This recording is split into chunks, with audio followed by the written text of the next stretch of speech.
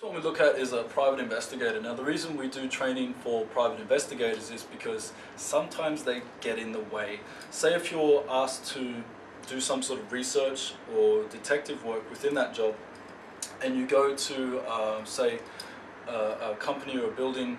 Say here in Japan, I know of an incident where one of my students went and he accidentally got in the way. A business asked him to come and do something. As a private investigator, he actually got in the way of some mafia, and they come to his house and started threatening him and making some problems.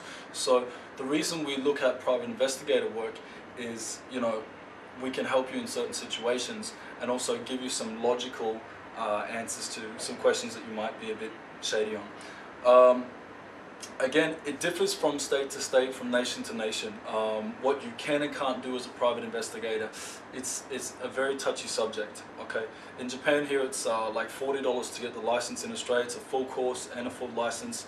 It's quite theory based because you have to know how to present evidence in court and basically what you can and can't do when researching or doing detective work on a certain subject.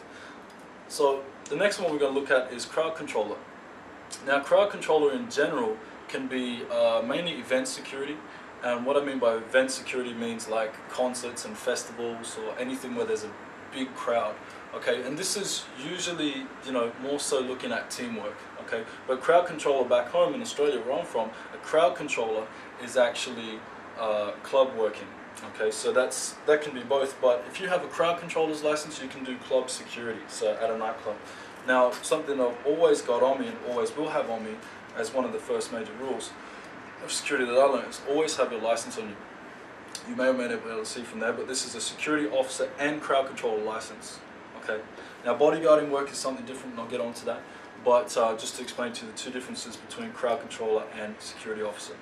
Okay, security officer can be someone who's patrolling, someone who's doing money escorts, anything like that. So the next one that you might hear a lot of is door supervisor. Now that's mainly just for clubs. Okay, pubs, clubs, bars, lounges. That's what a door supervisor is. Okay, it's a technical term they use in London a lot now too. In the UK, sorry, but London is where a lot of our guys are.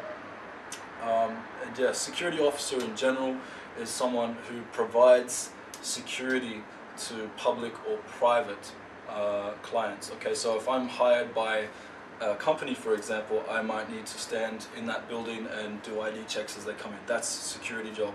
Security is maintaining health and safety for your client or the patrons that come in. So it's not just a single person. It might be the staff of that building or whatever.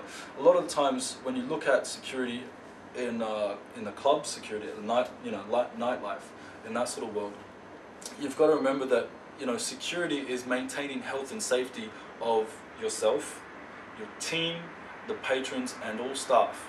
Okay, so anyone that comes in and out of that building, you are responsible for. So it is a much bigger, stress and responsibility than you may have thought in the beginning.